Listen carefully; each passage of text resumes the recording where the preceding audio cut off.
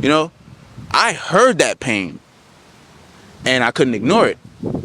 So luckily my bed was upstairs, my room was upstairs, so I started going upstairs just to be nosy.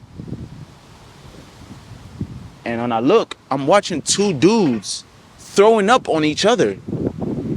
One has his tongue like wrapped back in his head and his mouth wide open, and his eyes are like fluttering, and the other dude is throwing up on him.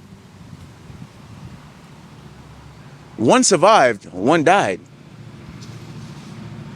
And it was like, okay, it gets no worse than that. All right, good afternoon. This is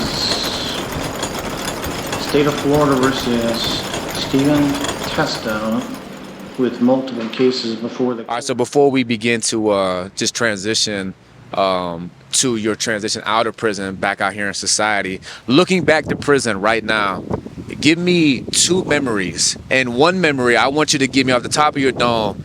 Give me a really good memory that you have from prison and break down that story and that memory of something that you look back at prison, a specific moment that, man, that was a fire moment. That was a fire memory. And then also, too, then give me a negative memory, like, dog, like that was one of the craziest things I've seen. So give me a great memory and a terrible memory of prison looking back right now. A great memory. I won't say it's the best. I don't think I recall the best. But I know that there was definitely endless, countless times that was just like breathtaking, bro. It was unbelievable. And these are the times, the timeless moments where you forgot you're in prison. You don't remind yourself until probably like the end of the day, or somebody tell you like, count time. That's when you really realize. But I would say a time that I can say right now, man, is I was in a chapel,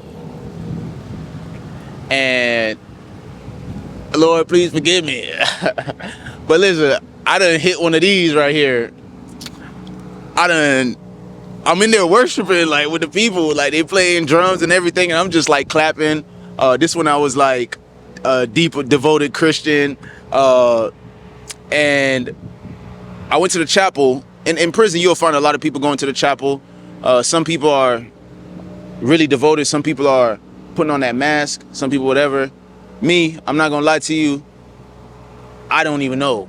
I know now. I didn't know what I was doing then. I was at that breaking point, trying to figure things out. But I definitely wanted to acknowledge a higher power, But at that point, I went to praying. Just praying. I don't know what I was praying for. I don't even know who I was praying to. Like, I really didn't know, if you were truly ask me.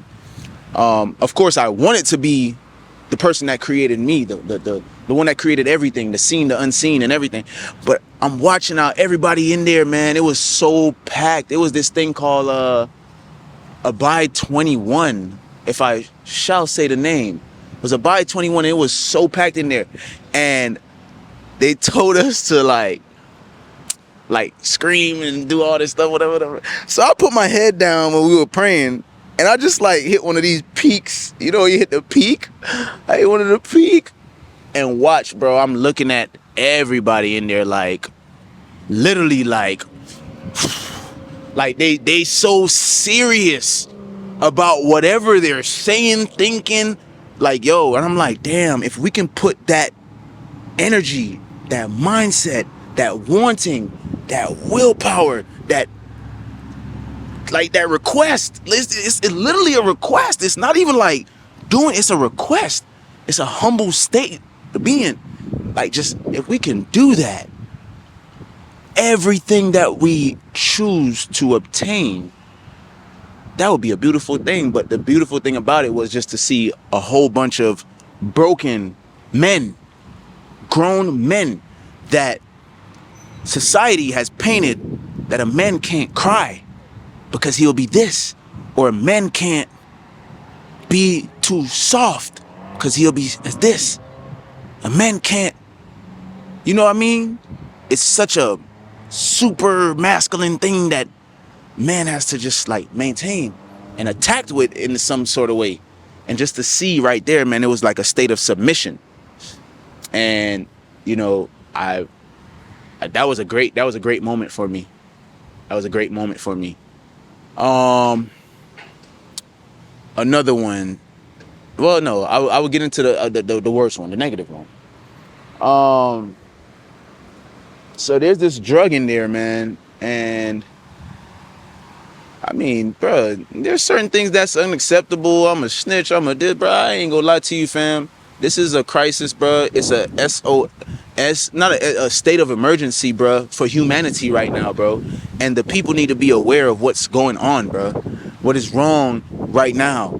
There is literally I don't even call it a drug. It is literally death itself. They even have one called death, or like Black Death, or like, bro, every name for it is just like darkness, fam.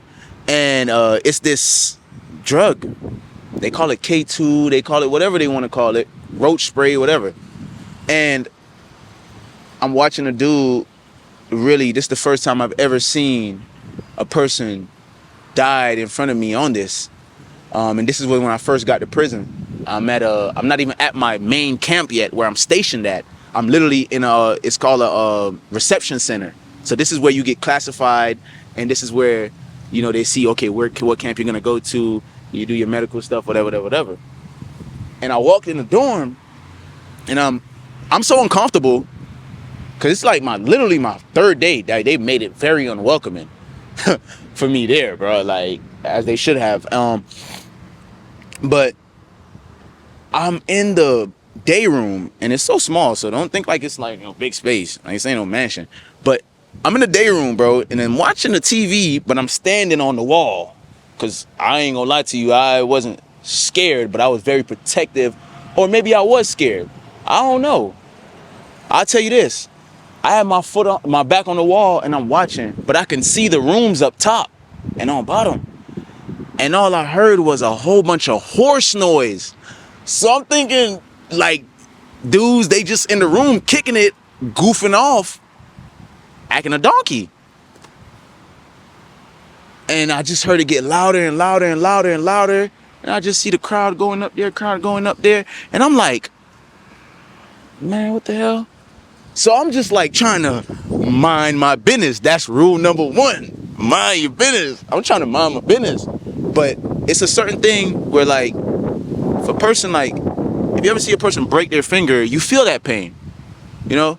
I heard that pain, and I couldn't ignore it. So luckily my bed was upstairs. My room was upstairs, so I started going upstairs just to be nosy.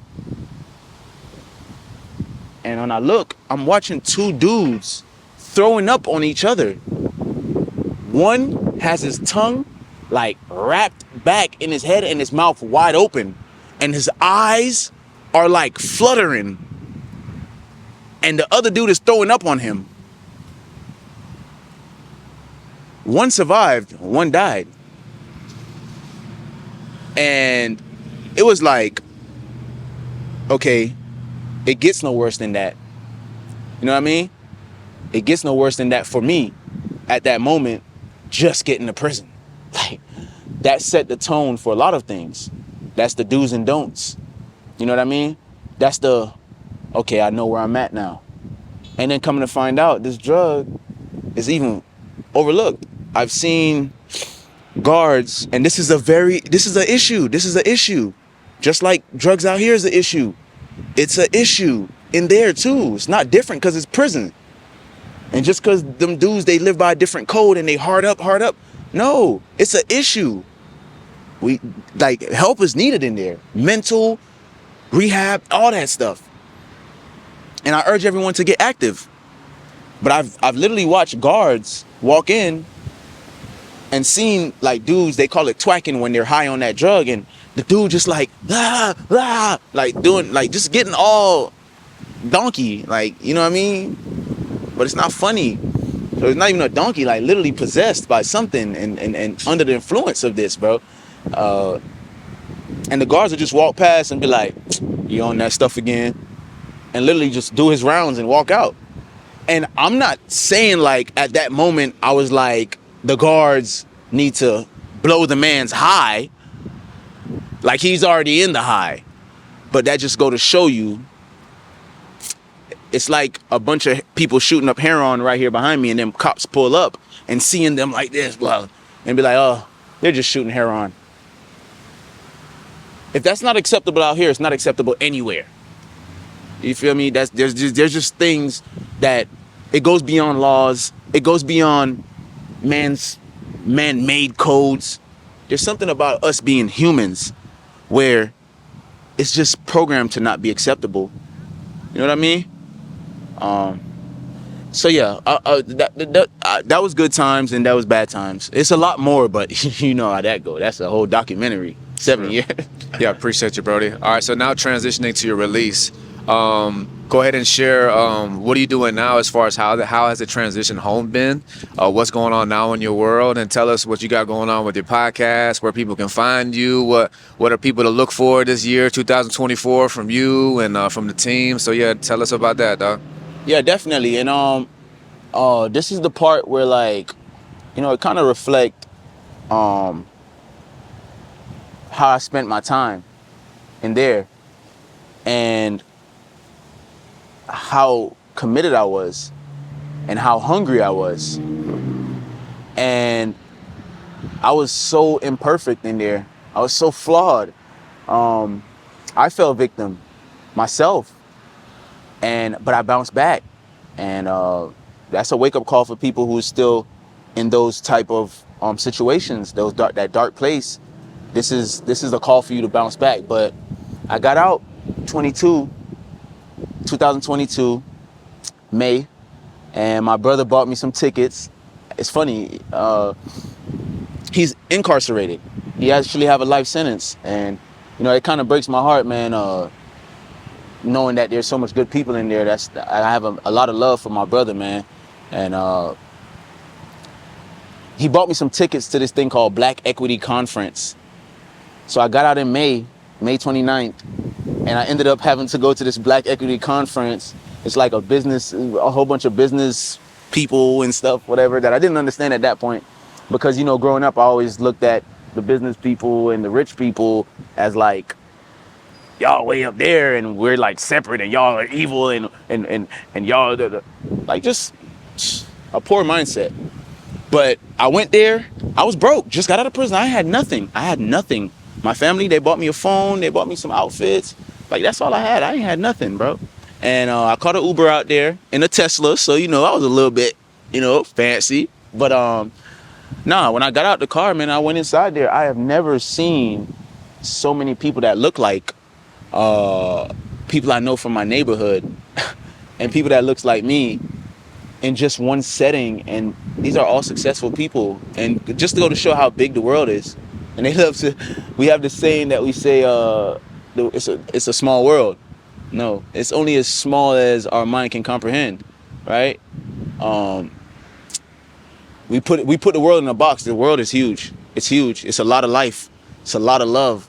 It's a lot of things outside of what we know that exists, and outside of the narrative that has been delivered to you. And the only way you'll know is when you know, right?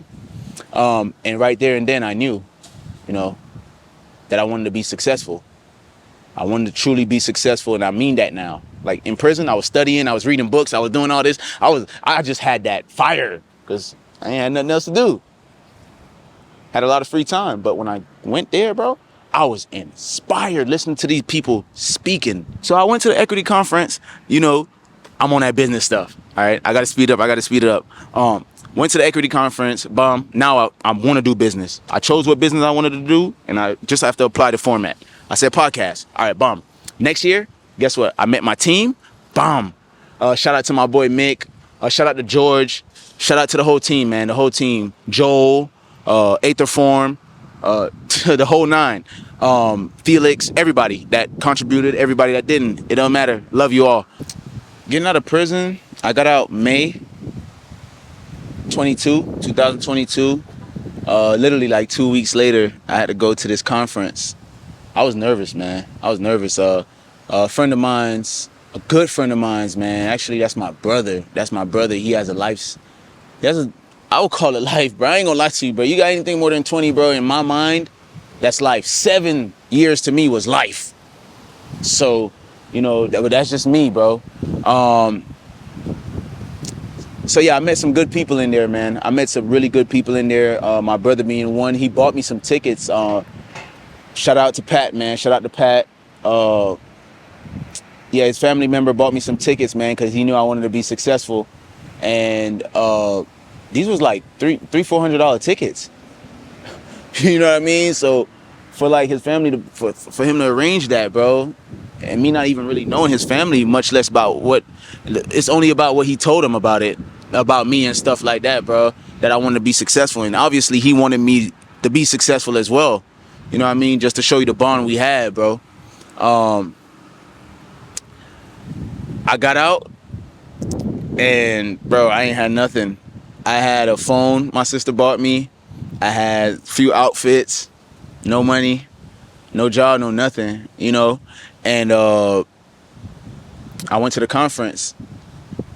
I've never been around so much successful people, bro. Honestly, I used to always feel like there was this gap, and it reminded me of how the class worked today. Like, you go over the tracks, and it's like big stupid cribs, and then you go back over there, it's like almost big stupid cribs, and then you go over the next track, and it's like no cribs, like straight duplexes and just whatever.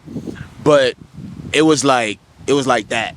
Like that big gap between this and that. 2 tracks ahead, 2 tracks back. That's how I always had that mindset. It was a poor mindset, bro.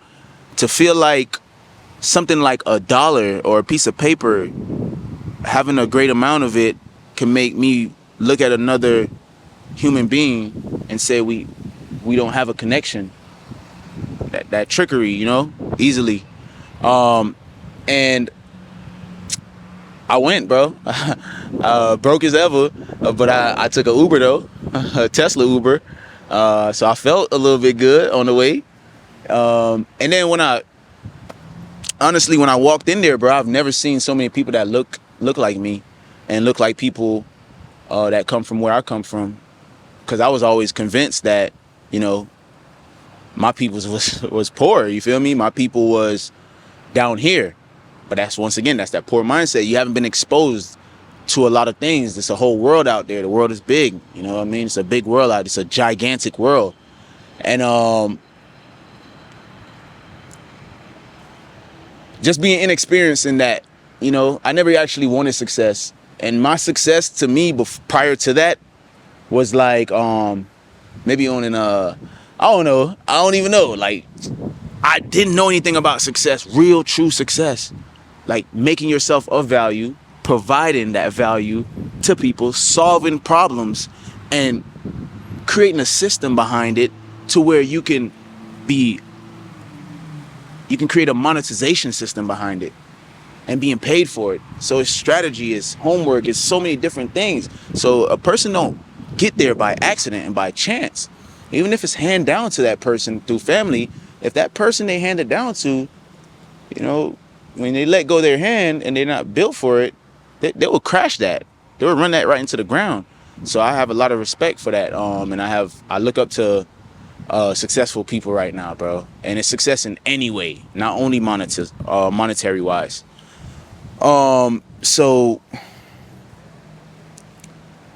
being in there, dog, it just changed my life. Listening to people share their stories, and I'm like, damn, that's my story. Like, wait, and you got there? I thought you can't get there. These things we fed our minds, and even now, where I'm at now, when I go back to my neighborhood and I listen to people who have been incarcerated or been through the foster system or have been grew up single parent, and they have all these limitations that was already set for them, that they didn't even set that limitation for themselves. That was already set for them and they just adopted it.